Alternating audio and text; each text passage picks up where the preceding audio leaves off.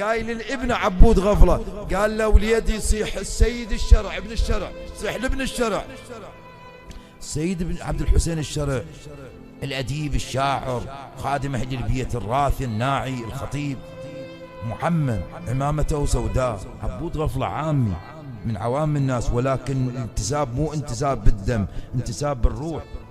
كم إنسان منتسب إليه بدمك، ولكن الانتساب الحقيقي انتساب الدم يا أعزائي، العفو انتساب الروح. يقول ولد رضوان يقول طرقت الباب، سيد الشرع مولانا سيدنا والدي مريض في أخريات حياته، في أن يتلفظ أنفاسه وطالبك بأمر. تبوا الدقة هاي القضية هاي، سمعوا هذه الكلمة ماذا قال؟ يقول سعد بن حسين لبست عمتي وعباءتي وذهبت إلى السيد للشيخ أبو رضوان عبود غفلة.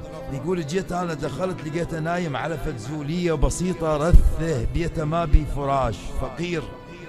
يقول نايم أنا نايم عبود غفلة. يقول دخل السيد الشرع، لما دخل عليه قال له سالم إن شاء الله طيب تقوم تتعافى؟ قال له لا يا ابن الشرع أنا ميت بس زعلان. قلت له علي من زعلان؟ قال اقعد. يقول ماكو مكان اقعد عليه فراش، جلست على التراب. يقول عبود غفلة متمدد على الفراش ثم نهض، ثم رفع الفراش النائم عليه وأخرج سيف. يقول أنا خفت على نفسي، سحبت روحي. يقول سحبت نفسي. يقول ايش قال لي؟ يقول مد السيف إلى يدي ثم صب دموعه، قال قل للصاحب انتظرته وما طلع بهذا السيف. قل له انتظرته، قل له مو تقول مات هناك، شوف هذا السيف انتظرته.